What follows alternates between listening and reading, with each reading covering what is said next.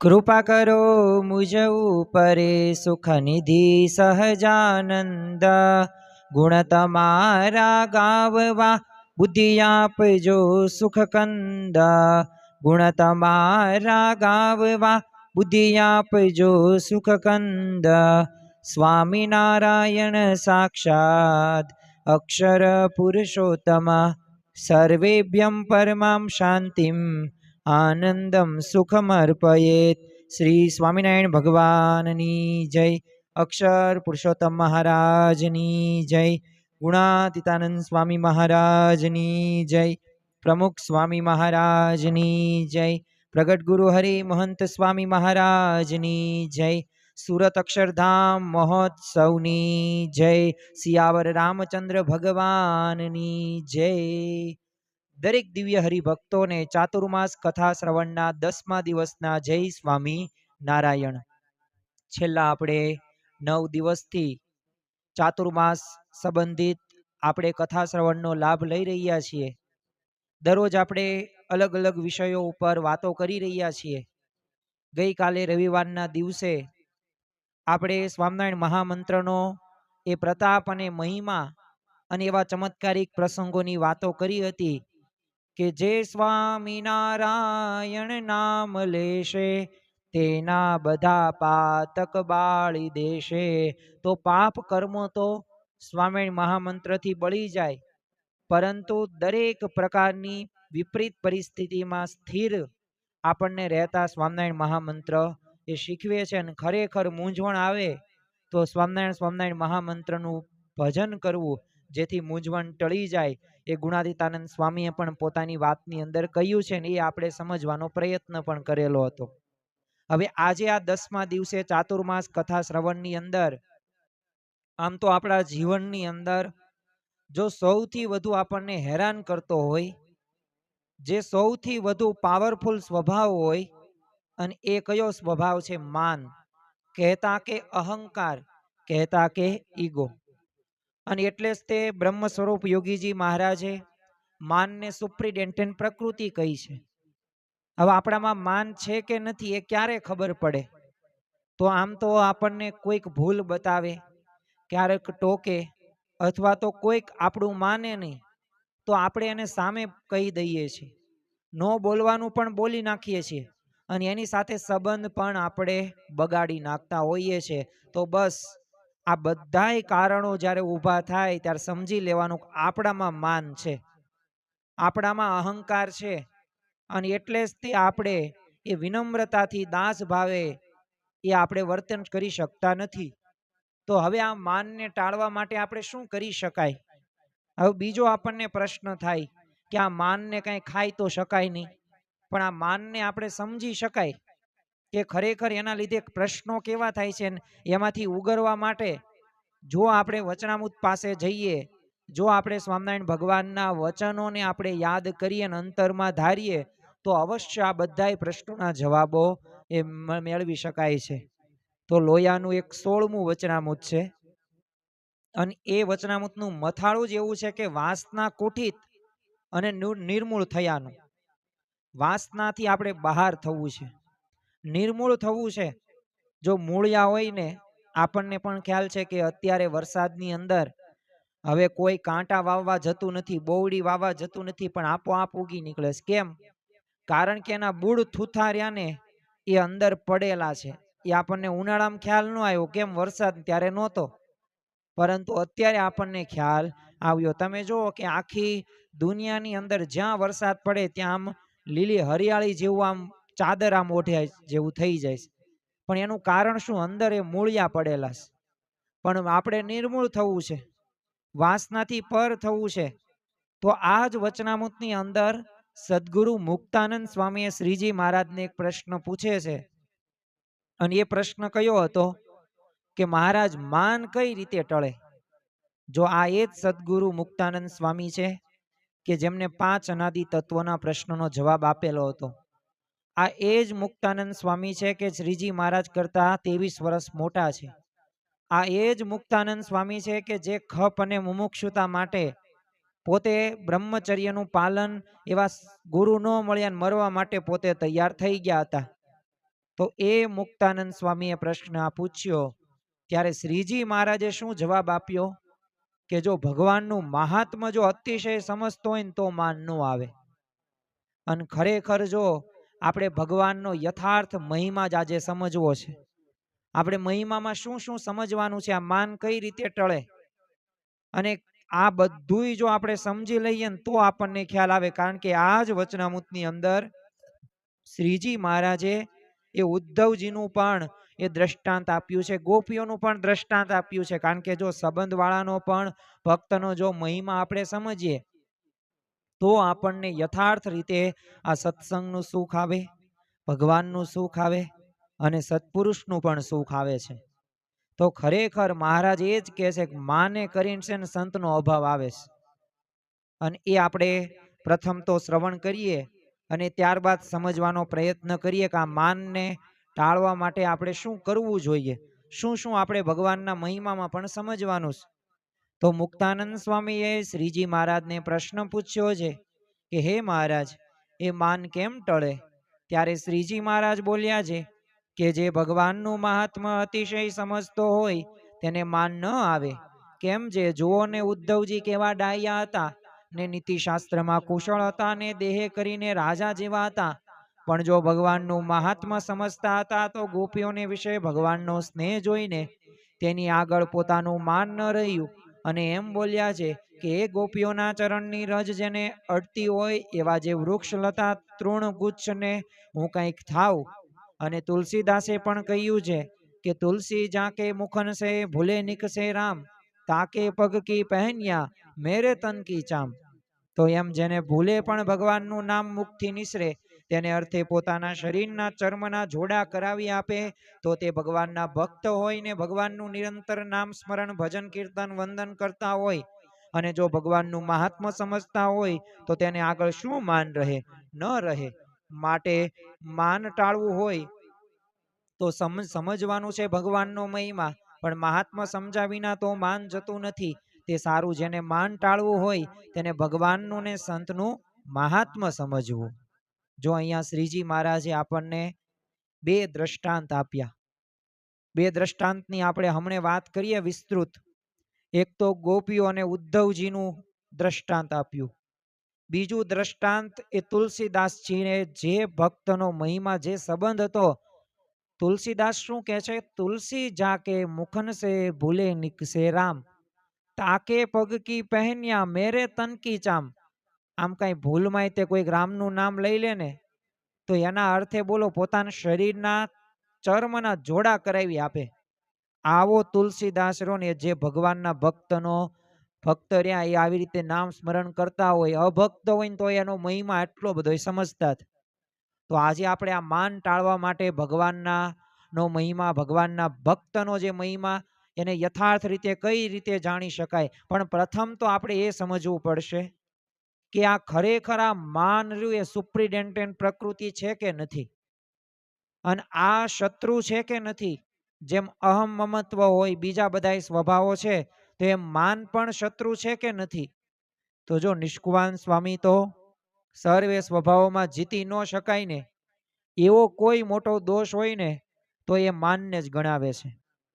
અને એટલે જ તે જો સદગુરુ એ નિષ્કુવાન સ્વામી પોતે કહે છે ને પોતે સર્વે મુમુક્ષુઓને કહે છે કે માને ગયું કૌરવનું કુળ, માને ગયું છે કંસનું મૂળ, માને અસુર અસુર છે દુખી, માન રાખી કોણ થયા સુખી. કૌરવ હતા તો તમે જો 100 કૌરવ હતા તો માનના લીધે જ તે એ આખું કુળ એનો વિનાશ થઈ ગયો. અરે મામા કંસ શ્રી કૃષ્ણ ભગવાનના સગા મામા, એનું મૃત્યુ થયું ને તો એના મૂળની અંદર પણ શું હતું? માન જ હતું ને. અને તમે જુઓ એ સુર હોય કે અસુર હોય, એ દુખી થવાનું જો કોઈ કારણ હોય ને તો એ માન જ છે. અને માન રાખીને કોઈ સુખી પણ થયા નથી. ઈ સ્વર્ગ મૃત્યુ પાતાળ મોજાર, માને મારી મૂક્યા નર નાર. કામ ક્રોધ લોભ કદી જાય પણ માન તે તો ન મુકાય. સ્વર્ગ લોક હોય, મૃત્યુ લોક હોય, પાતાળ લોક હોય, ત્રણેય લોક. આ ત્રણેય લોકની અંદર તમે જો બધાયને નર હોય કે નારી હોય, એ પછી દેવતાઓ હોય કે ન હોય, પણ એ બધાયને માન નડ્યું છે. કામ, ક્રોધ, લોભ, મોહ, મત્સ, માયા, તૃષ્ણા, આ બધું રહ્યું ને એ બધું જીતી શકાય, પણ માન મૂકવું ને બધાય કરતા અઘરામ અઘરી બાબત છે. કારણ કે નથી બીજા કોઈનો તે વાંક માને રાખ્યા છે. રાજાને રાંક એવા નર નજરે ન આવે, જેના મનને માન ન ભાવે. આપણને આ 8 અબજની વસ્તી છે, એમાં કોઈ એવા નજરે બહુ આવતા નથી કે જેણે માન મૂક્યા હોય, નિર્માનીપણે વર્તતા હોય. તમારા ઘરની જ વાત કરો કે તમારા ઘરની અંદર તમે પોતે કેટલું માન રાખો છો, તમારા ધર્મપત્ની કેટલું માન રાખે છે. અરે તમારા સંતાનો હોય, સંતાનોના સંતાનો પણ કેટલું માન રાખે છે. કંઈ કહેવાતું નથી. બોલો, એની ભૂલ 100% હોય ને તોય આપણે એક શબ્દ પણ બોલી શકતા નથી. કેમ? કારણ કે એને એટલું બધું માન રાખીને પોતે આગળ વધે છે. તો એમ જો આપણા સર્વ કોઈના જીવનની અંદર જો તપાસ કરીએ ને તો આપણને ખ્યાલ આવે જ છે કે આ માન આપણે રાખીએ જ છીએ. તો આ માનમાંથી આપણે નિર્મૂળ થવાનું, આ માનમાંથી આપણે મુક્ત થવાનું અને નિર્માનીપણું દાસ ભાવ આપણે રાખવાનો. સારંગપુરનું 8મું જ વચનામૃત છે, એની અંદર શ્રીજી મહારાજે વાત કરી છે કે માનમાંથી શું ઉત્પન્ન થાય. તો એક તો મત્સર, ઈર્ષા અને અસૂયા, આ બધુંય માનમાંથી ઉત્પન્ન થાય. કાર્યાણીનું તમે 6ઠું વચનામૃત વાંચો તો એની અંદર પણ એ મત્સરનો હેતુ છે ને માનને શ્રીજી મહારાજે કીધો છે. લોયાનું 6ઠું વચનામૃત વાંચો તો એની અંદર પણ એ સર્વે દોષો કેમાં રહ્યા છે? તો એ દેહાભિમાનમાં છે ને બધાય દોષો રહ્યા છે. જો આ દેહાભિમાન ને આપણે જીતો ને અહંકારને જીતો ને તો બધાય તમે દોષોથી પર થઈ શકો. અને જો શ્રીજી મહારાજને નિષ્કામી ભક્ત છે ને અતિશય વાલા છે. કામ દોષ ઉપર અતિશય જો અણગમો એમને છે. ગરડા પ્રથમનું 76મું વચનામૃતમાં કીધેલું છે, કામીનો તો અમારે કોઈ કાળે વિશ્વાસ જ નથી કે સત્સંગી છે.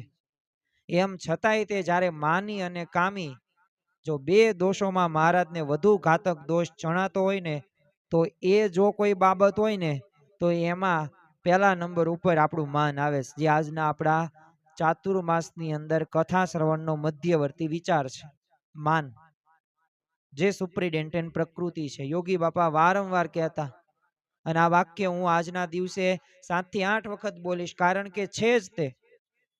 સમજશું નહીં, જ્યાં સુધી જીવનમાં ઉતારશું નહીં ત્યાં સુધી પ્રશ્નના સમાધાન થવાના જ નથી. લોયાનું 14મું વચનામૃત તમે જો, એમાંય શ્રીજી મહારાજે કીધું છે કે મોરે તો અમારે કામી પર બહુ અભાવ રહેતો ને હવે તો ક્રોધ, માન અને ઈર્ષા એ 3 જેમાં હોય ને એ ઉપર બહુ અભાવ રહેશે. કેમ? કારણ કે કામી હોય ને તો ગૃહસ્થની પેઠે આમ નિર્માની થઈને સત્સંગમાં પડ્યો રહે, અને જેમાં ક્રોધ અને માન ને ઈર્ષા હોય ને તો એ સત્સંગમાંથી જરૂર પાછા પડી જતા દેખાય છે. એટલે આ 3 ઉપર છે ને બહુ અમને ખેદ રહે છે. તો ખરેખર જો શ્રીજી મહારાજે પાછું આ 3 દોષો ઉપર એમને સુખ તો છે જ તે, પણ એમાં ક્રોધ અને ઈર્ષા રહ્યું ને તો એ બેયનું પાછું મૂળ કયું છે? માન જ છે. અને એટલે જ તે તમે જો હરિલામૃત ગ્રંથ વાંચો તો એની અંદર સ્પષ્ટ લખ્યું છે કે ગર્વ સર્વ સુખ નાશકાર છે, ગર્વ માહી દુઃખ તો અપાર હે છે. ગર્વવાન તૃણ તુલ્યતાય છે, ગર્વ ગંજન હરિ ગણાય છે. કામ ક્રોધ થકી માન નેષ્ટ છે, માન સર્વે થકી શત્રુ શ્રેષ્ઠ છે. કામ ક્રોધ જીતતા જીતાય છે, માન પાસે જન હારી જાય છે. કામ ક્રોધ તો જીતાય છે, બીજું બધું તે આપણે જીતી શકીએ, પણ માન જીતવા સામે જઈએ ને તો આપણે હારી જઈએ છીએ. એટલે આ ચાતુર્માસ કથા શ્રવણની અંદર આપણે આ 10મા દિવસે આ મધ્યવર્તી વિચાર સાથે મળ્યા છીએ. કારણ કે જો ભક્તમાં પણ માન હોય ને તો એની ભક્તિ કે અન્ય ગુણો એને શોભતા નથી. જેમ કૂવો ખોદવાનો હોય તો પહેલા છે ને સલાટ ને જગા ઉપર ટાંકણું મારે, અને પથ્થર જો પોણો રણકે ને તો અનુમાન કરે કે અહીંયા છે ને પાણી ઘણું થશે, અને પથ્થરમાં નક્કર અવાજ આવે અને તણખા જરે ને તો શું કે અહીંયા પાણી થશે પણ પાકે અડધા કોષ જેટલું જ થશે, કાયમી જરો નહીં વહે. તો એમ છે ને માની ભક્તની છે ને ભક્તિ પાકે અડધા કોષના પાણી જેવી જ છે, ગમે ત્યારે સુકાઈ જાય. એટલે એને થોડુંક તમે કંઈક કહો ને એને ખોટું લાગી જાય, એને કંઈ બોલાવાય નહીં. બોલો બોલાવો તો તરત કે હું લેવા નકરો મને પૂછેશ, સારું જ છે. એટલે એને બોલાવી શકાતા જ નથી. માન એટલું બધું ઘાતક છે. અને એટલે જ તે હરિલામૃતની અંદર પણ કીધું છે કે કાંઈ હોય કદી પાત્રતા આપણું, માનરૂપી પણ થાય ઢાંકણું, તો ન થાય ગુણ પ્રાપ્ત તે વિશે, હોય માહી તે નહીં દિશે. તો આપણે જો પાત્રતા પ્રાપ્ત કરવી હોય, ભગવાન અને સંતનો જો આનંદ લેવો હોય ને, તો એના માટે આ સમજવું પડશે જ. તે બીજા કંઈ સમજતા નથી, કોઈને કંઈ આવડતું નથી. મને હે ને કોઈ પૂછતું જ નથી, મારી કોઈને કિંમત જ નથી. અહીંયા સત્સંગમાં તો છે ને પક્ષા પક્ષી જ ચાલે છે. અને ખરેખર છે ને મને જ નકરો અન્યાય થાય છે. બધાયનું રાખે છે પણ મારું જ નથી રાખતા. જો આવી ઘણી બધી ફરિયાદો અને વિચારો હોય ને, જે માની પ્રકૃતિના હોય ને, એના મનની અંદર સતત ઘુમરાયા કરે છે. અને સંતો હોય, ભક્તો હોય, કાર્યકરો હોય, એનો અભાવ અવગુણ જ એને આવે છે. અરે આ જ અભાવ અવગુણની પ્રવૃત્તિ સત્સંગમાં કરતા હોય ને, ઘરમાં કરતા હોય ને, યાદ રાખજો, એક વખત તમે અભાવ અવગુણની પ્રવૃત્તિમાં જોડાય ને, તો બધા ક્ષેત્રની અંદર તમે અભાવ અવગુણ લેતા થઈ જશો. પછી તમારા ધર્મ પત્નીમાં તમને બોલો નકરી ભૂલ જ દેખાશે. અને એની દશા તે કેવી થશે, પછી અર્ધબળિયા કાષ્ટ જેવી રહેશે. અને અંતે ભગવાન ને સત્પુરુષનો અભાવ આવે ને સંબંધ તૂટી જાય. તો આ પ્રકારના સત્સંગની અંદર આવા ઘણા બધા દાખલાઓ, દ્રષ્ટાંતો આપણને જોવા મળે છે. આપણા પરિવાર કુટુંબની અંદર પણ આ માનના લીધે જ તે પ્રશ્ન થાય છે, એના લીધે જ સંબંધ બગડે પણ છે. તો ખરેખર જો આ માનને આપણે જીતવાનું નહીં જીતીએ તો પછી ક્યારેય સુખ નહીં થઈએ. શ્રીજી મહારાજે એકવાર છે ને સભામાં મુક્તાનંદ સ્વામીને એક પ્રશ્ન પૂછ્યો કે હરિભક્તોમાં મોટેરા કોણ છે? હરિભક્ત. એ સભાની અંદર છે ને અલૈયા ખાચર બેઠેલા હતા. એટલે એમને શું થયું, મારું નામ છે ને પહેલું આવશે. પણ આ મુક્તાનંદ સ્વામી જેમ હતું એમ કીધું કે સ્વામી પ્રથમ તો દાદા ખાચર આવે, બીજો નંબર સુરા ખાચર આવે, અને ત્રીજો નંબર પર્વતભાઈ આવે. અને પોતે નામ બોલવાનું શરૂ કર્યું અને અલૈયા ખાચરનું માન ગવાણ્યું. તો બોલો પોતે મુક્તાનંદ સ્વામીને તલવાર લઈને મારવા માટે તૈયાર થઈ જાય. આ તો મહારાજે પછી વાળી નાખ્યું ને કીધું કે મુક્તાનંદ સ્વામી તમે ભૂલ્યા, તમને વ્યવહારની કઈ ખબર ન પડે. અલૈયો તો એ અલૈયો જ કહેવાય, એ તો પ્રથમ નંબર. ત્યારે અલૈયા ખાચરને હાશકારો થયો કે હા મારું નામ આવ્યું. જો 2000 ને એ સમયે સત્સંગી કર્યા હતા, નૈષ્ટિક બ્રહ્મચર્યનું પોતે પાલન કરતા હતા. અને એટલું જ નહીં, એ સમયની અંદર 2000 ને સત્સંગી કરવા એટલે અઘરામ અઘરું કહી શકાય. પણ જો માની પ્રકૃતિના હતા, માન સ્વભાવમાં હતો, તો જો મુક્તાનંદ સ્વામી જેવાને પણ પોતે દ્વેષ એ કરવા તૈયાર થઈ ગયા, દ્રોહ કરવા તૈયાર થઈ ગયા. પૂર્ણાનંદ સ્વામી શ્રીજી મહારાજની ચાલ જોઈને બોલો સંસાર ત્યાગીને સંત બનેલા. પરંતુ સત્સંગમાં જેમ જેમ એમની મોટપ થોડીક વધવા માંડી ને, તો એમ એમ છે ને એમને માન આવવા માંડ્યું. એકવાર સભામાં આવ્યા ને બેસવાનું યોગ્ય આસન ન જોયું, તો સભામાં બોલો મહારાજને છોડીને ચાલી નીકળ્યા. જો થાય છે આવું, સંત હોય કે પછી અસંત હોય, એટલે કે ગૃહસ્થ હોય, કારણ કે જો નિયમ જ છે, ઉધો રે સંત સુખી સંસાર મેં, રાજા ભી દુખિયા, રંક ભી દુખિયા, ધનપતિ દુખિત વિકાર મેં, વિના વિવેક ભેગ સબ દુખિયા, જૂઠો તન અહંકાર મેં. એટલે છે ને આ માનના લીધે જ પ્રશ્નો થાય છે. જો સમજણ નહીં હોય ને, તો એ ત્યાગી હોય સાધુ હોય, એ ગમે તે હોય, ગૃહસ્થ હોય, એ કઈ ફેર એમાં ભગવા કપડા પહેર્યા હોય કે ન પહેર્યા હોય, ભગવા કપડા પહેર્યા હોય જો માન રહેતું હોય ને તોય પ્રશ્નો છે. અને તમે ગૃહસ્થ શ્રમની અંદર છો, તમે વ્યવહાર બધું સંભાળો છો, તમે નિર્માણીપણે રહ્યા. જો સમજણ વાળા હરિભક્તને શ્રીજી મહારાજ વચનામૃતની અંદર મોટે રોકે છે. એટલે યાદ રાખવું, તમને સારું બોલતા આવડે, તમે સારા નિયમ ધર્મનું પાલન કરો છો, એ તો સારી જ બાબત કહેવાય. પણ તમારામાં સમજણ કેટલી છે, આ સમજણના આધારે તમારું મોટેરા કહી શકાય. અને એ જ મોટેરો હરિભક્ત છે કે જે સમજણ વાળો છે. કારણ કે સમજણ હોય ને ક્યારેય સત્સંગમાંથી પાછો પડે નહીં. જો મુક્તાનંદ સ્વામી એટલે જ કીધું કે સાધન સર્વે માન બગાડે પળ વિશે જેમ ભળ્યું પછી સાકરમાં અહીં ઝેરજો. સરસ મજાનો દૂધપાક બનાવ્યો હોય અને કાજુ બદામ કિસમિસ સારામાં સારું દૂધ લાવ્યા હોય અને એમાં જો એક થોડુંક ઝેરનું ટીપું પડી જાય તો શું પ્રશ્ન થાય? તો એક દૂધપાક ખાવા યોગ્ય રહે નહીં, કોઈને દેવા યોગ્ય પણ ન રહે. ગોપાળાનંદ સ્વામીની સેવામાં મંગલ નામે એક હરિભક્ત પોતે આવતો, બહુ સેવા કરે, નાનામાં નાની સેવા કરે. તે સ્વામી લાડમાં છે ને મંગળિયો કહેતા અને સ્વામીના આશીર્વાદથી એને રાજ્યના એક મોટા હોદ્દાવાળી નોકરી મળી ગઈ. તે લોકો તેને મંગળદાસ શેઠ પછી કહેતા. તે એકવાર છે ને સ્વામીના દર્શને મંદિરે આવ્યો એટલે સાથે સાથે એના ઘણા બધા તે મિત્રો પણ હતા. એટલે ત્યારે સ્વામીએ તેને હું પ્રેમથી શું કીધું કે આવ મંગળિયા, તું તો બહુ મોટો થઈ ગયો, હવે દેખાતો નથી. હવે આવી રીતે કીધું એટલે આને શું લાગ્યું કે આ બધાય હતા અને આ બધાય વચ્ચે મને કીધું. ત્યારે કંઈ બોલતો નથી, પણ પછી મિત્રો મંદિર બહાર વહી ગયા ને એટલે કોઈક સંતને હરિભક્તને કીધું કે આ સ્વામીને છે ને સમજાવજો કે આ બધાની વચ્ચે છે ને તુકારે આવી રીતના ન બોલે, એટલે કાંઈક વિવેક રાખે, સ્વામીને કહેજો. અને તરત હરિભક્ત સંતે ગુણા ગોપાલ સ્વામીને વાત કરી કે આવી રીતે મંગળદાસ શેઠે કીધું છે. અને ત્યારે ગોપાલ સ્વામી કે ભલે હવે અમે મંગળદાસ શેઠ કહેશું.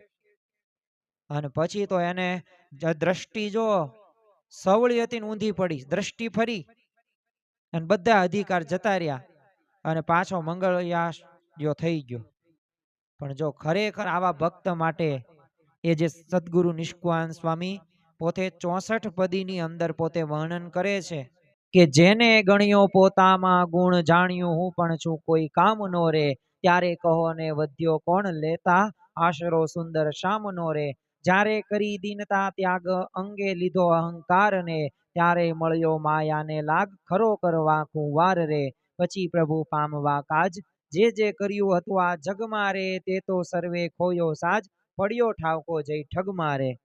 તો જો જ્યાં સુધી સમજશું નહીં, જ્યાં સુધી નિર્માનીપણું નહીં આવે, દાસ ભાવ નહીં આવે, ત્યાં સુધી યાદ રાખજો કે સત્સંગનું સુખ નહીં આવે, સમાગમનું પણ સુખ નહીં આવે. અને એક વાત તો યાદ રાખજો કે જો અહંકાર આવી ગયો ને તો આ માયા રહીને માયાના બંધનમાં આવી ગયા, અને માયાના બંધનમાં આવી જાવ ને પછી આમાંથી બહાર નીકળવું અઘરી બાબત છે. કારણ કે માન રહીને એટલું બધું બગાડે છે. હવે માન કેવા કેવાય પ્રકારના હોઈ શકે, એ વાતે શ્રીજી મહારાજે ગરડા અંત્યનું તમે 12મું વચનામૃત વાંચો તો એની અંદર મહારાજે જણાવ્યું છે કે એક તો કેવું છે કુળનું માન છે, પછી અમુકને કેવું હોય રૂપનું માન હોય, મારું રૂપ કેવું. પણ યાદ રાખજો રૂપનું બહુ માન હોય ને તો 60, 70, 80 વર્ષની જ્યારે તમારી ઉંમર થશે ને ત્યારે તમારું એ રૂપનું માન પણ બધું વહી જશે. કોઈકને પંડિતાઈનું માન હોય, કોઈકને ધનનું માન હોય, મારી પાસે આટલું ધન. સિકંદર હતો, એલ્વિસ પ્રેસ્લી હતો, કિંગ સોલોમન હતો, માઇકલ જેક્સન હતો, ચાર્લી ચેપ્લિન હતો, કિંગ સોલોમન હતો, ઘણી બધી સંપત્તિ હતી, છતાં પણ એ પોતે કંઈ સાથે લઈ ગયા નથી. એટલે તમને એમ લાગતું હોય ને કે મારી પાસે ધન વધી જાય, સંપત્તિ વધી જાય એટલે હું સુખી સુખી ને સુખી, એમ કોઈ સુખી થતું નથી. એ માનનો ત્યાગ કરવો જ પડશે. પણ હવે આપણને નવો પ્રશ્ન થાય કે હવે આ માન મહાન શત્રુ છે, મોટામાં મોટો શત્રુ છે, માન એ સુપ્રિન્ટેન્ડન્ટ પ્રકૃતિ છે, ચાલો સમજી તો ગયા. પણ હવે આ માનનો ત્યાગ શા માટે કરવો જોઈએ એ તો અમને જણાવો. ગઢડા મધ્યના 41મા વચનામૃતની અંદર આ પ્રશ્નનો જવાબ શ્રીજી મહારાજે જ આપ્યો છે કે માન તજીને જે ભગવાનને ભજે ને એ જ સર્વે હરિભક્તમાં મોટેરો જાણવો. એટલે આપણે આ માનનો ત્યાગ કરવાનો છે.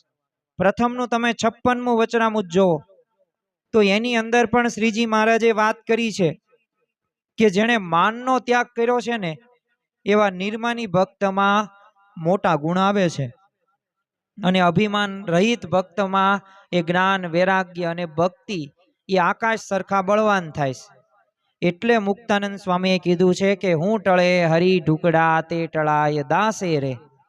અને ખરેખર જો ભગવાન નજીક ક્યારે છે કે જ્યારે આપણે આ માનનો ત્યાગ કરીએ ને ત્યારે ભગવાન નજીક છે. બાકી અહંકાર હશે ને ત્યાં સુધી ક્યારેય તે આપણે ભગવાન આપણી પાસે નહીં રહે. પ્રમુખ સ્વામી મહારાજ તો વારે ઘડીએ કહેતા, દાસના દાસ થઈ જે રહે સત્સંગની અંદર. એ દાસના દાસ થઈ જે રહે સત્સંગમાં, ભક્તિ તેની ભલી માનીશ રાચીશ તેના રંગમાં. આજ્ઞા અમારી પ્રિય જાણી પાળો, તો સર્વે સર્વે સંત અભિમાન ટાળો. હું માનથી દૂર સદા ફરું છું, માની જનોથી દિલમાં ડરું છું. તો આ સદગુરુ નિષ્કાન સ્વામીની એ આ જે કાવ્યની અંદર જ તે ઘણી બધી વાત મર્મસભર આપણને આપવામાં આવેલી છે. એ ભક્તિ આપણે કરીશું ને તો એ ભગવાનને સંત અવશ્ય એનાથી પ્રસન્ન થશે. નિષ્કાન સ્વામી તો વચન વિધિની અંદર પણ જણાવે છે કે માન મૂકે માન વધે, માન રાખે ઘટી જાય માન, એમ સબજી સંત શાણા માન મૂકવા છે તાન.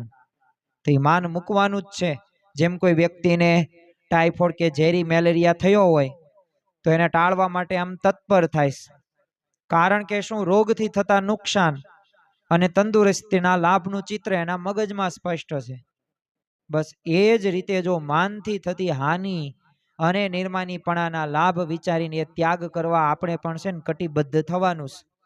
અને ખરેખર આ ચાતુર્માસ કથા શ્રવણની અંદર જે જે વિષયો ઉપર આપણે વાતો કરી રહ્યા છીએ, તો આ બધા વિષયો ઉપર આપણે જો વિચાર કરીશું ને, મનન ચિંતન કરીશું ને, તો અવશ્ય આપણને ખ્યાલ આવશે કે ખરેખર આપણે માન જીતવાનું જ છે. અને ભગવાનને શું ગમે છે? જો આપણે ઘણી બધી વખત શું ભગવાનને સંતને માનીએ છીએ, પણ ભગવાન અને સંતનું નથી માનતા. મોટામાં મોટી આપણે ભૂલ આ કરી રહ્યા છીએ. તો શ્રીજી મહારાજને શું ગમે છે? આપણને પ્રશ્ન થાય ને, શ્રીજી મહારાજને ગમે એવું આપણે સર્વ કોઈએ કરવું છે.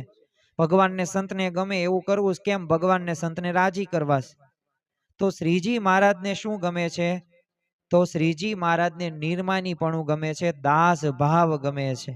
આપણે ભગવાનનો વિચાર કરીએ ને તો આપણને ખ્યાલ આવે કે શ્રીજી મહારાજ તમે જો સ્વયં સર્વોપરી ભગવાન, અને તોય તે પોતે કેવા નિર્માનીપણે વર્ત્યા છે. જો ભગવાનનો જ વિચાર કરીએ ને તો આપણને ખ્યાલ આવે. સંતોને દંડવટ કરે, લોજમાં નીચી ટેલની સેવા પોતે કરે, અને જૂનાગઢમાં જમતા જમતા એમને 17 વાર બોલો ઉઠાડ્યા હતા. પણ છતાં પણ શ્રીજી મહારાજ શાંત. એક નાનો બાળક પણ ન દુખાય ને એની સતત ચિંતા શ્રીજી મહારાજ પોતે અખંડ કરતા હતા. તો જો એના ઉપરથી આપણને ખ્યાલ આવે કે જો ભગવાન આટલા નિર્માનીપણે વર્તતા હોય તો આપણે કેમ ન વર્તી શકીએ? ગઢડા મધ્યના 13મા વચનામૃતની અંદર શ્રીજી મહારાજે આ નિર્માનીપણાની વાત કરી છે, અને આપણને સર્વ કોઈને સમજાવી છે કે અમારે તો છે ને ત્રિલોકોનું રાજ કરવું અને ઠીકરું લઈને માગી ખાવું ને, બેમાં સમવર્તે છે. હવે હાથીને હોદ્દે બેસવું અને પગપાળા ચાલવું, હવે સમવર્તે છે. શ્રીજી મહારાજે એમ પણ કહ્યું કે કોઈ ચંદન કે પુષ્પ નાખે ને તો એ ધૂળ નાખે તોય બે સમવર્તે છે. આવા જ તે માંગરોળના ગોરધનભાઈ હતા. કેવી પોતે ઉચ્ચ સ્થિતિને પોતે પ્રાપ્ત કરી શક્યા, તો પોતે સાકર અને મીઠાને પોતે સમવર્તતા. એક વખત એક હરિભક્ત શ્રીજી મહારાજને અર્પણ કરવા માટે પેંડાનો પ્રસાદ લઈને આવે છે. હવે શ્રીજી મહારાજે પેંડાનું એક બોક્સ તો ખોલ્યું, એટલે આ ગોરધનભાઈ હતા ને એ પોતે જમવા લાગ્યા. હવે મહારાજ તોય તે જમતા હોય ને એવી એક્શન કરે. હવે એમની મોઢામાં ત્યાં લઈ જાય માંગરોળના ગોરધનભાઈ, પણ તોય મહારાજના મોંમાં ન મૂકે પેંડો. ઓલા હરિભક્ત હતો ને એ અકળાઈ ગયો કે હું આ મહારાજ માટે લાવ્યો છું ને આ કેમ જમેશ. મહારાજ તો બધું જાણે. એટલે મહારાજે કીધું કે એ ગોરધનભાઈ રહ્યા ને અમને ધારીને જ જમે છે ને અમે જ જમીએ છીએ. એ કે એમને સાકર કે મીઠું બધું સમાન જ લાગે છે. એ તો પોતે ત્રણેય અવસ્થાની અંદર એ અમને દેખે છે. હરિભક્તો સભામાં બેઠેલા હતા, એમને થયું કે આ કઈ હોય નહીં આવું, પરીક્ષા. તો શ્રીજી મહારાજ કહેતો લો પરીક્ષા.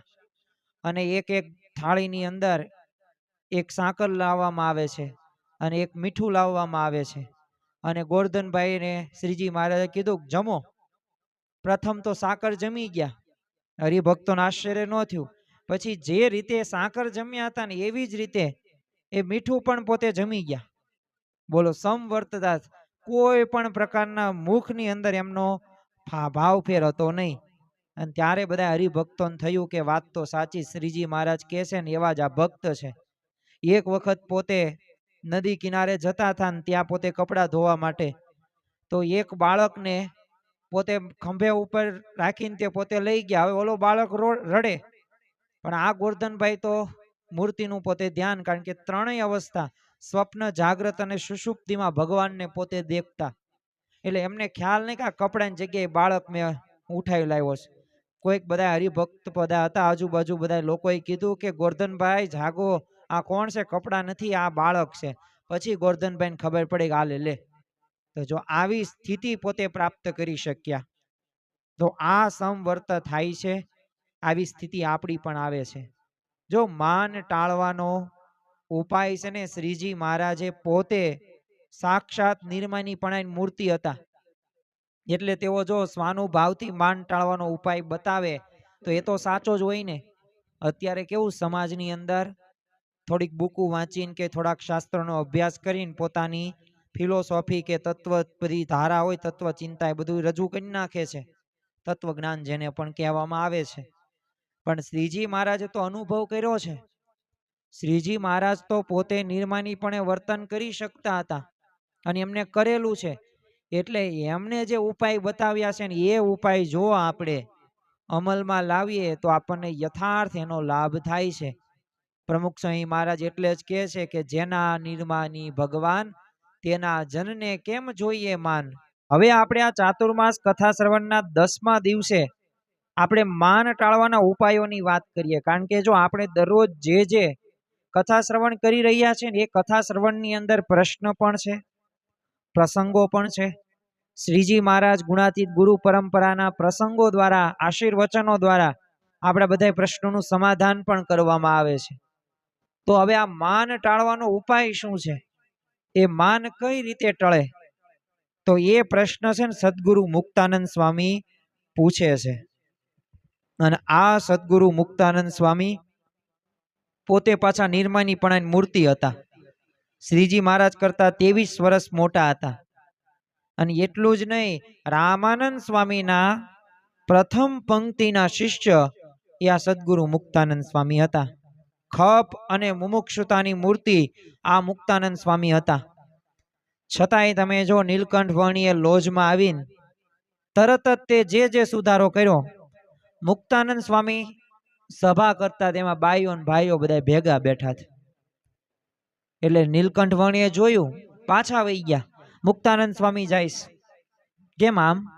નીલકંઠ વર્ણીએ કીધું કે આમાં તો બાઈ ભાઈઓ ભેગા થાય એટલે વિકારો ઉત્પન્ન થાય, અલગ અલગ વ્યવસ્થા કરો. મુક્તાનંદ સ્વામીએ સભાજનોને કહી દીધું કે આપણી આ છેલ્લી સભા આવી, અને પછી તમે જો સ્વામિનારાયણ સંપ્રદાયની અંદર આ પ્રણાલી છે, બાઈઓ અને ભાઈઓની અલગ અલગ સભાની વ્યવસ્થા. ગોખલો બુર્યો. નીલકંઠ વર્ણીએ શું કીધું કે આ ગોખલો શા માટે છે? દિવાલમાં છિદ્ર શાનું? મુક્તાનંદ સ્વામી કહે કે નાના, આપણે જે અગ્નિ હોય એ લેવા માટે છે. એ કે અગ્નિ કોણ આપે? એ કે પુરુષે આપે ને ક્યારેક સ્ત્રી પણ આપે.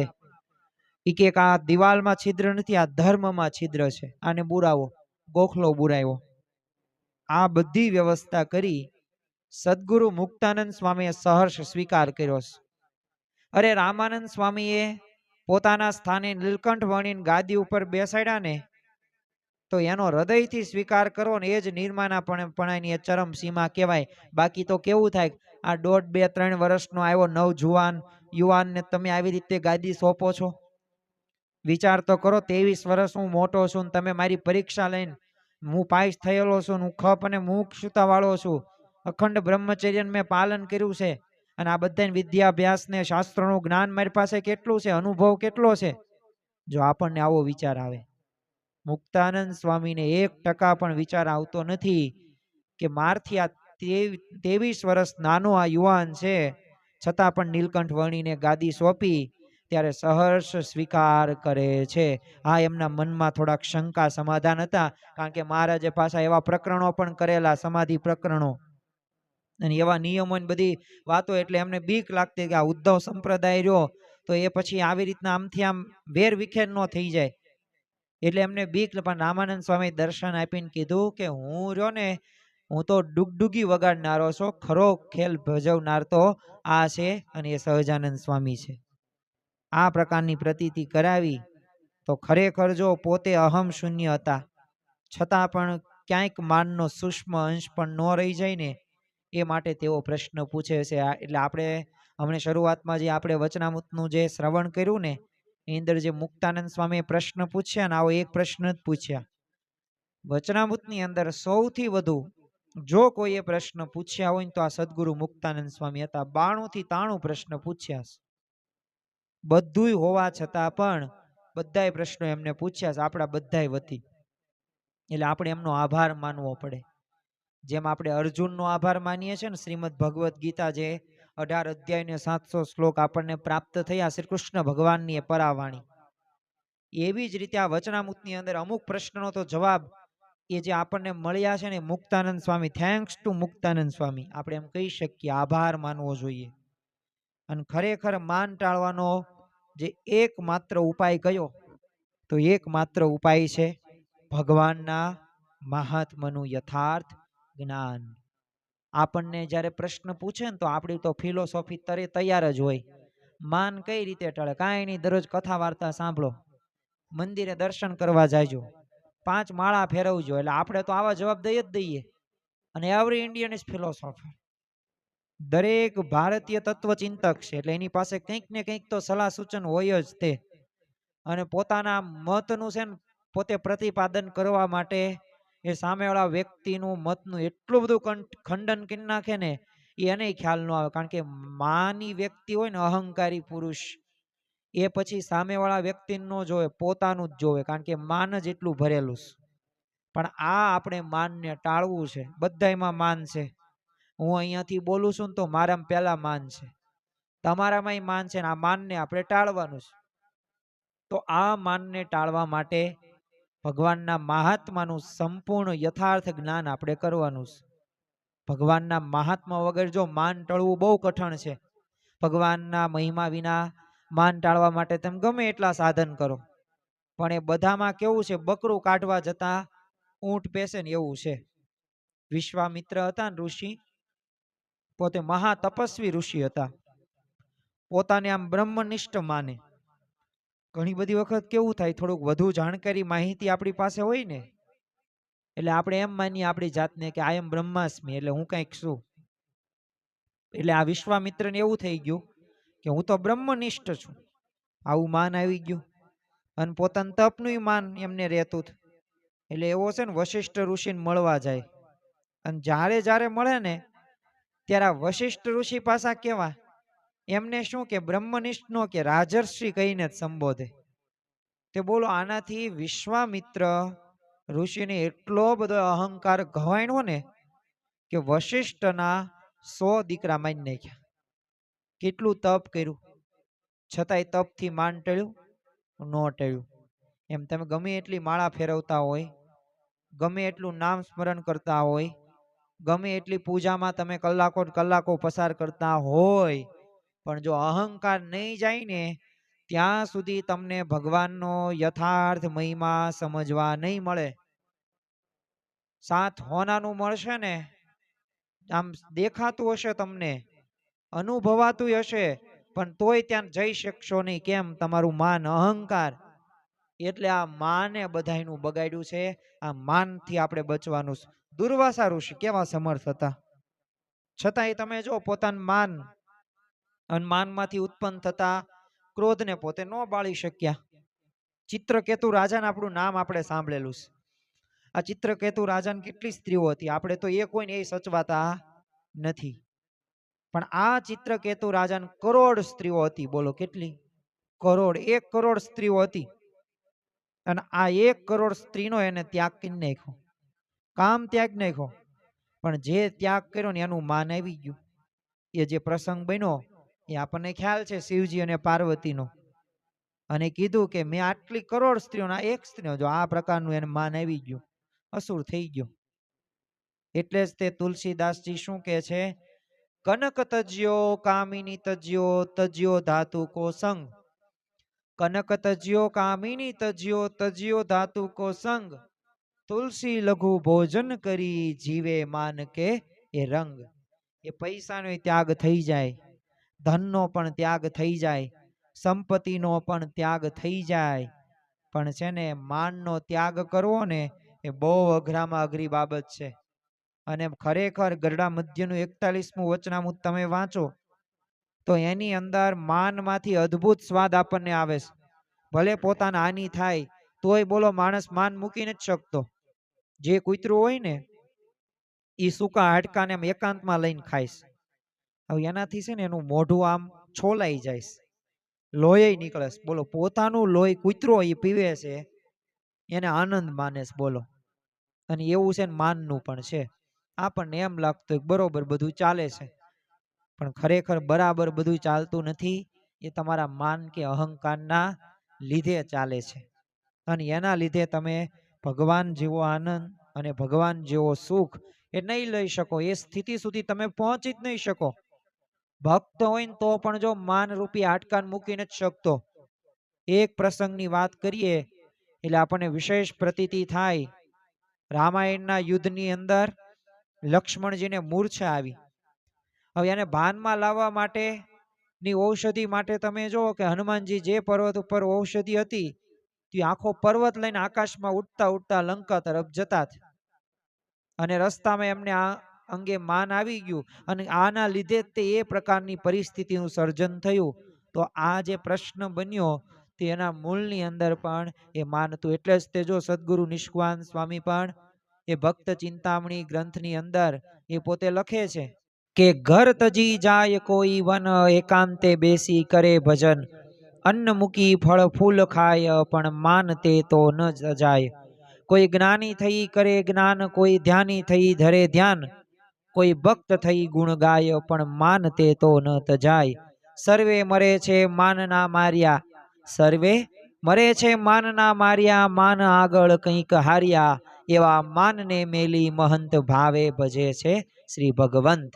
એટલે જ તે શ્રીજી મહારાજે આપણને વાત કરી કે ભગવાનનું જો યથાર્થ મહાત્મા સમજ્યા વિના માન ટળતું નથી. અને મહિમા સમજાય ને તો જ માન ટળે. તેથી માન ટાળવું હોય તો ભગવાનને સંતનો આપણે મહિમા સમજવો પડશે. આજે નહીં તો આવતીકાલે. મહિમા સમજ્યા વગર છૂટકો જ નથી. ગુણાતીતાનંદ સ્વામી પહેલા જ પ્રકરણની પહેલી જ વાતની અંદર કીધું છે કે તમે છે ને મહિમા રહ્યો ને મહિમા, એના જેવું બીજું કોઈ મોટું સાધન નથી. તપ કરો, જપ કરો, દાન કરો, બધુંય કરો, પણ મહિમા નહીં સમજો ને ત્યાં સુધી બધુંય નકામું. અને જો એક વખત મહિમા સમજાઈ ગયો તો અડધી રાતે પણ ભગવાનનું ભજન થતા વાર લાગશે નહીં. જો અડધી રાતે આપણે પૈસા ગણવામાં આપણને જો આળસ ન આવતી હોય તો એમ ભગવાનના ભજન કરવામાં પણ જો આપણને અત્યારે આળસ આવે છે અને એનું કારણ જો કોઈ હોય ને તો આપણને ભગવાનનો યથાર્થ ને સંતનો યથાર્થ મહિમા સમજવામાં આવ્યો નથી. જો સમજવામાં આવે ને તો ગમે એવી પરિસ્થિતિ હોય ને તોય તે આપણે એ કાર્ય ગમે એમ કરી નાખીએ. કેમ આપણને આપણા શરીર પ્રત્યે કેટલું આપણને આમ મમત્વ છે, કેટલું હેત છે. શરીર આપણને બહુ ગમે છે, સંબંધીઓ બહુ ગમે, પણ સંબંધીઓ કરતાંય વધુ જો પ્રીતિ હોય ને આપણને તો આપણા શરીર પ્રત્યે છે. આપણા શરીરને કંઈ થવું ન પડે. કેમ? કારણ કે શરીરનો મહિમા છે કે આને સમયે સમયે આપણે નવરાવું ધોવરાવશું નહીં, ખાવા પીવા નહીં દઈએ તો આ શરીર સાથ નહીં આપે. આ શરીર આપણને કંદડશે, હેરાન કરશે, આમાં રોગ આવશે. તો શરીર પ્રત્યે કેટલો પ્રેમ છે, કેટલું હેત છે. તો એવું ભગવાનને સંતમાં હેત થયું? જો નથી થયું તો હજી ભગવાનનો યથાર્થ મહિમા સમજામાં હજી ખોટ છે. હવે ભગવાનના મહિમામાં આપણે શું શું સમજવાનું છે એ તે આપણને પ્રશ્ન થાય. અને આ જ વિચાર સાથે જો ભગવાનનો મહિમા આપણે સમજશું ને, આમ તો આજે આપણે બે રીતે આપણે સમજવાનો પ્રયત્ન કરશું. અને એક વખત મહિમા સમજાઈ ગયો એટલે માન ટળી જ જશે ઓટોમેટિક. પણ જો આ પાછા ઉપાયો આપણા જીવનમાં આપણે આત્મસાત કરવાના છે. પ્રથમ તો શું, આમ ભગવાનમાં એ જે સુખ અને શક્તિ અને જે સામર્થ્ય છે ને, જે ઐશ્વર્ય છે ને, એનું આપણને યથાર્થ જ્ઞાન હોવું ખૂબ જરૂરી છે. કારણ કે એના સુખ, એના ઐશ્વર્ય સામે જોઈએ ને તો પણ આપણને ખ્યાલ આવે કે કેવા આપણને ભગવાન મળ્યા છે કેવા આપણને સંત મળ્યા છે. ભગવાનનું સુખ કેવું છે? આમ તો બધાને સુખ જોઈએ છે ને. આપણે ત્યાં કથા શ્રવણ સાંભળતા હોય તો એનો એક ઉદ્દેશ એ પણ હોય કે આ કથા શ્રવણથી મારા જીવનમાં સુખ આવે. શું કરવું ને શું ન કરવું એનો વિવેક આવે. તો સમગ્ર સૃષ્ટિમાં જો સુખનું શ્રેષ્ઠ અને સાચું સ્થાન કોણ છે? ભગવાન છે. અને ભગવાનનું સુખ કેવું છે? શાશ્વત છે, દિવ્ય છે. સારંગપુરનું પહેલું જ વચનામૃત છે, એની અંદર શ્રીજી મહારાજે કીધું છે કે ભગવાનના એક રોમમાં જેટલું સુખ રહ્યું છે ને, એટલું સુખ જો અનંત કોટી બ્રહ્માંડમાં વિષય સુખ ભેળા કરીએ ને તો એના કોટીમાં ભાગની બરોબર પણ થાય નહીં. અને અહીંયા તો 120 વાળો પીઝો કે બર્ગર મળી જાય ને તો આમ સુખી રાજીના રેડ થઈ જાય. પણ જો વિષયોમાં સુખ માની લીધું છે, 20 રૂપિયાની પાણીપુરી એક ખાઈ લે ને બાર તો એને આનંદ આવી જાય કે ઓહો આજો આખો દિવસ મારો ધન્ય થઈ ગયો, આજ મેં પાણીપુરી ખાધી. અરે ઘરની અંદર કંઈક સારું મિષ્ઠાન બની જાય ને તો આમ અંદરથી એવું થઈ જાય કે જીવન મારું સફળ થઈ ગયું, ભગવાને સારું બનાવ્યું છે બધું. ભગવાને નથી બનાવ્યું, તે વિષયમાં એટલું સુખ માની લીધું છે. અને એ વિષયના સુખના લીધે ભગવાનનું સુખ આપણને પછી ત્યાં સુધી હું આપણી દ્રષ્ટિ નથી જતી. જો પ્રાકૃત વિષયનું સુખ છે ને એ અન્ય પદાર્થને આથરીને રહ્યું છે, એમાં પૃથક પૃથક છે. અને જે ભગવાનનું સુખ રહ્યું ને એ સર્વે સુખ માત્રના રાશિ છે. અને ભગવાન સંબંધી જે સુખ છે એ કેવું અવિનાશી છે, મહાઅલૌકિક છે. જેમ ભારે ધનાઢ્ય ગૃહસ્થ હોય અને એ પોતાના ઘરમાં અનેક પ્રકારના ભોજન જમતો હોય, અંતે જમીને પોતે ઉચ્છિષ્ટ કાંઈક બટકું રોટલો વધે ને કૂતરાને નાખે તો એ અતિશય તુચ્છ કહેવાય. એમાં ભગવાને છે ને બ્રહ્માંડની વિશે અનેક જીવોને આ પંચ વિષય શબ્દ સ્પર્શ રૂપ રસ ગંધ એ બધું સંબંધી સુખ આપ્યું છે. પણ એ કેવું કૂતરાના બટકું રોટલો નાખ્યા હોય ને એવી પેઠે તુચ્છ છે. પણ તોય માણસ બોલો બટકું ખાઈ ખાઈને રાજી રહે, આખો દિવસ પસાર કરી નાખે. પણ ભગવાનનું સુખ મેળવવાનો વિચાર નથી આવતો. કંઈક પૂર્વના સંસ્કાર કે કંઈક એવું પ્રારબ્ધ અથવા તો પોતાનો પુરુષ પ્રયત્નમાં કંઈક ખામી હોય તો જ તે સુખને મેળવવા માટે એ અજ્ઞાની જીવ પોતે પ્રયત્ન ન કરે. બાકી બધુંય ભગવાન સેટઅપ વ્યવસ્થિત કરી દે ને તો આ જીવને છે ને ભગવાનનું ભજન કરવું, ભગવાનનું સુખ કેવું છે ને એ મેળવવા માટે વિચાર નથી આવતો. ભગવાનના ઐશ્વર્ય તમે જો ચમત્કારતા નમસ્કાર. ગરડા પ્રથમનું 27મું વચનામૃત છે. થોડોક આપણે ઐશ્વર્યની વાત કરીએ જેથી આપણને ખ્યાલ આવે. તમે જો 27મા એ વચનામૃતની અંદર શ્રીજી મહારાજે વાત કરી કે પૃથ્વી જેની ડોલાવી ડોલે છે, સૂર્ય ચંદ્ર ઉદય અસ્ત થાય છે, આકાશમાં જળ અધ્ધર રાખી મૂક્યું છે, જળ બિંદુમાંથી મનુષ્ય ઉત્પન્ન થાય છે, વગેરે અનંત પ્રકારના આશ્ચર્યના કરનારા ભગવાન છે. મને મળેલા ભગવાનને સંત છે મહિમા આવો આપણને હોય તો ભગવાનનું ભજન આઠે પહોર થઈ શકે. પ્રથમનું 78મું વચનામૃત છે કે ભગવાનની ઈચ્છાએ કરીને અનંત કોટી બ્રહ્માંડો ઉત્પન્ન થાય છે અને એ બ્રહ્માંડોને પોતાની શક્તિએ કરીને ભગવાન ધરી રહ્યા છે. અને એ ભગવાન સૂર્ય ચંદ્ર અગ્નિ એ સર્વના પ્રકાશના દાતા છે. એટલે આપણને વારે ઘડી એક વાક્ય કહેવામાં આવે છે કે ભગવાનની મરજી વગર કોઈથી તરણું પણ હલાવ્યું હલતું નથી. અને આ પ્રકારની સમજણ જ્યારે આવી જાય ને આપણા જીવનમાં તો આપણને વિપરીત પરિસ્થિતિ પણ એ આપણને દુખી ન કરી શકે. એ વિપરીત પરિસ્થિતિમાં પણ રસ્તો ભગવાનને સંત સુજાડે. ઐશ્વર્યની વાત તમે ભગવાનનું કરતા પણ તો જો, કારણ કે ભગવાનના એક સંકલ્પ માત્રથી અનંત કોટી બ્રહ્માંડની ઉત્પત્તિ સ્થિતિ પ્રલય થાય. અમદાવાદનું 7મું વચનામૃત.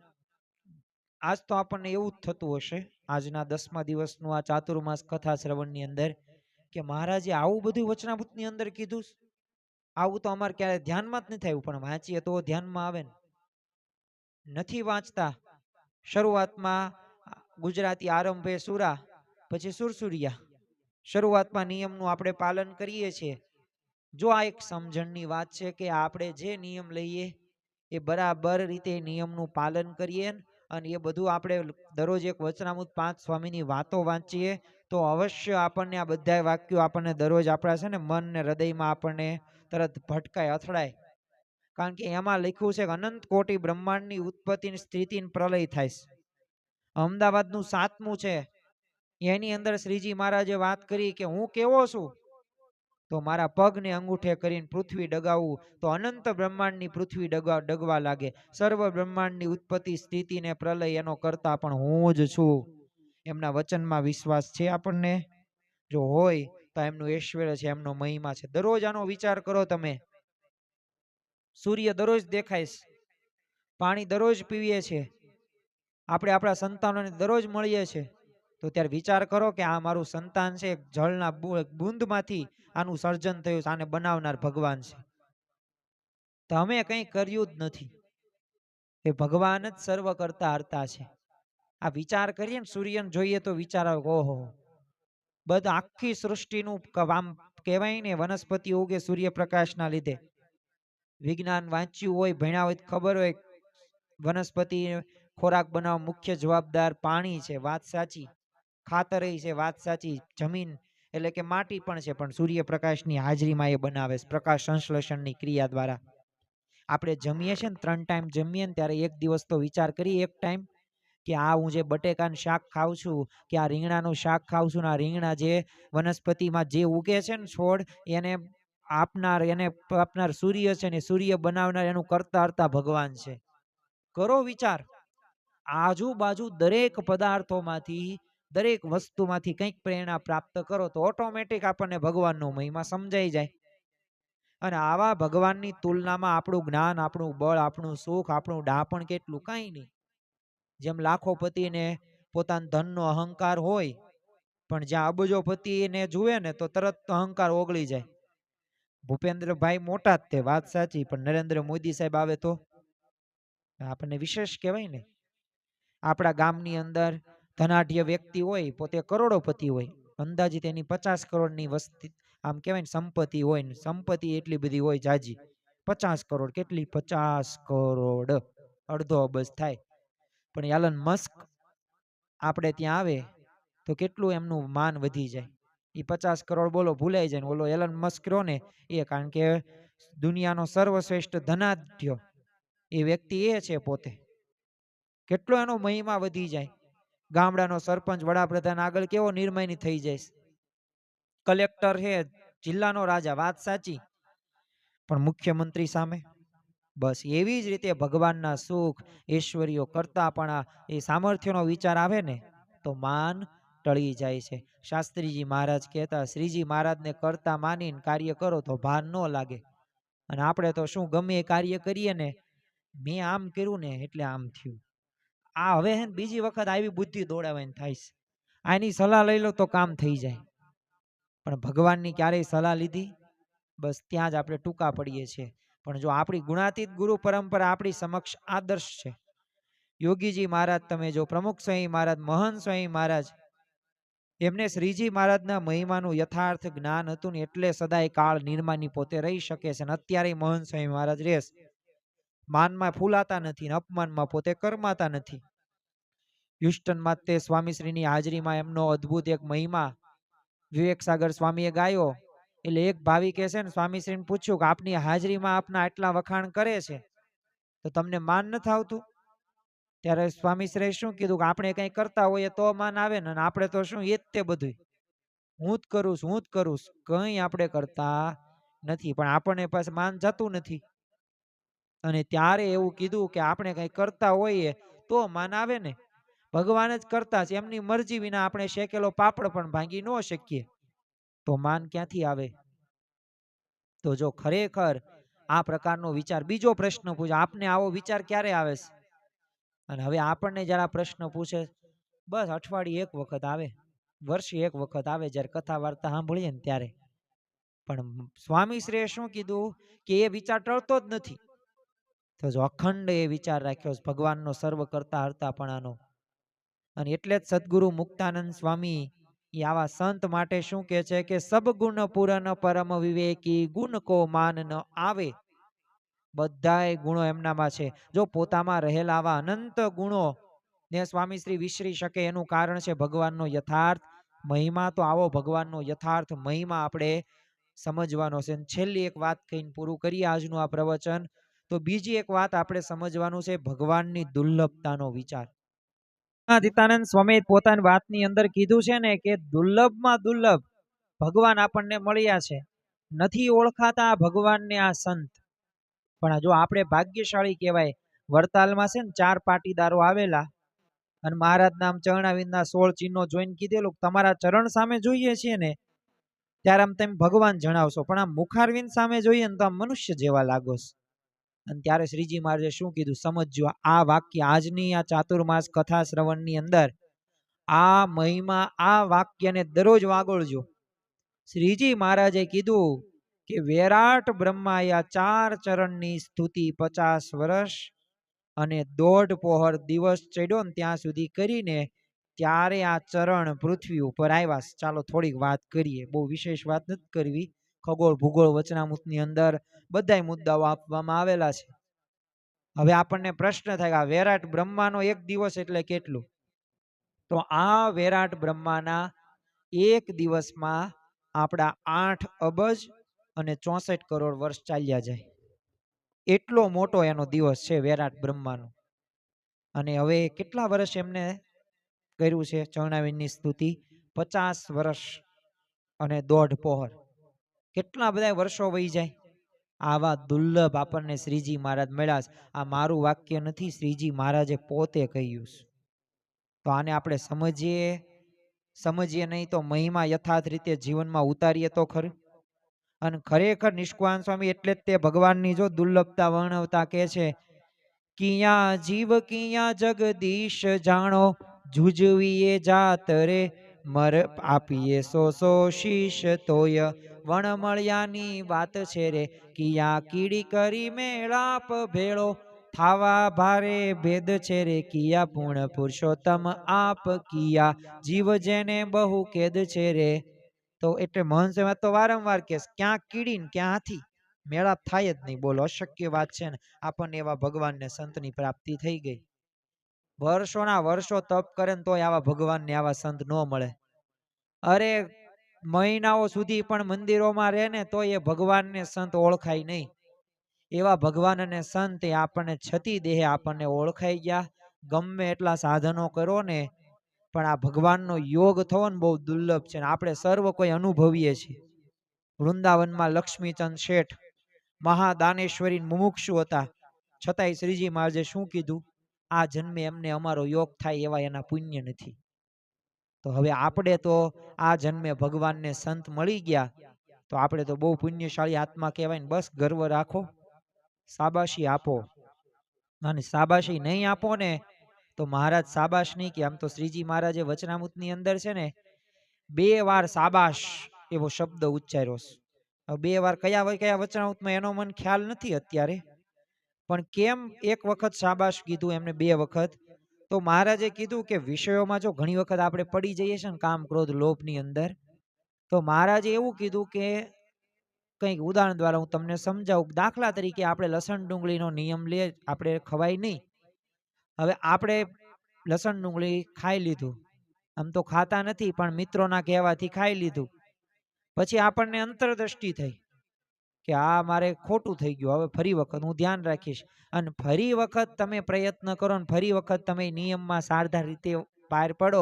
આવા ભક્તોને શ્રીજી મહારાજે શાબાશી દીધા છે. આવા ભક્તોને શાબાશ છે કે જે વિષયોમાંથી પોતે પડ્યા તો છતાં પણ પોતે ઊભા થયા છે.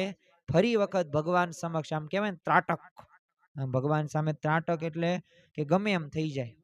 આવું ત્રાટક ઘણા બધા કરતા હોય ઋષિમુનિઓ પહેલાના સમયની. હવે તો આવું બહુ નથી રહ્યું, પણ આ પ્રકારનો જો આવો વિચાર હોય ને તો એ મહારાજ એને શાબાશ કે છે, આવા ભક્તોને શાબાશી આપે છે. તો એમાં આપણે પણ આપણી જાતને શાબાશી આપીએ.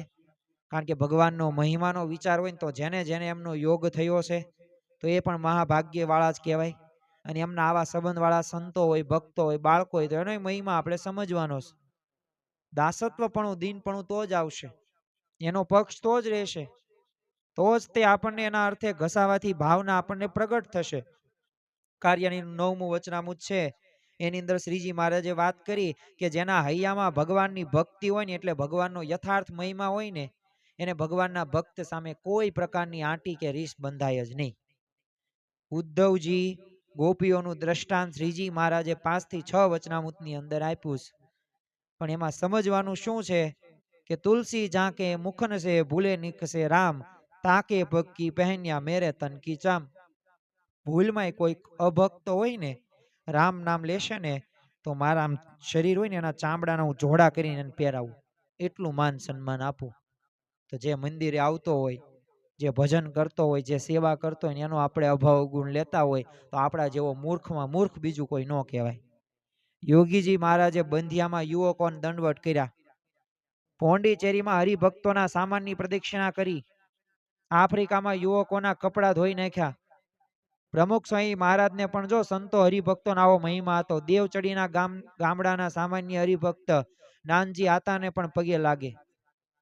86માં બોચાસણમાં પરદેશ યાત્રા કરીને સંતો આવ્યા તો સ્વામીશ્રી એમને દંડવટ કરવા લાગ્યા. 88ની સાલની અંદર જે આફ્રિકાની અંદર ડોક્ટર સ્વામીને દંડવટ કરવા લાગ્યા. મહંત સ્વામી મહારાજ રોબિન્સવિલ અક્ષરધામની પ્રતિષ્ઠા. તમે જો પરમહંસો જે યુવકો જે બનેલા હતા, જે બાળકો, એમને પોતે ચરણ સ્પર્શ કર્યા. જો આપણી ગુણાતીત ગુરુ પરંપરા, જો ભગવાન આવી રીતે નિર્માનીપણે રહેતા હોય તો આપણને કેનું માન છે? આપણે શું કર્યું ને કર્યું તોય શું કામનું? ભગવાન ને સંત સામે સાવ શૂન્ય છે.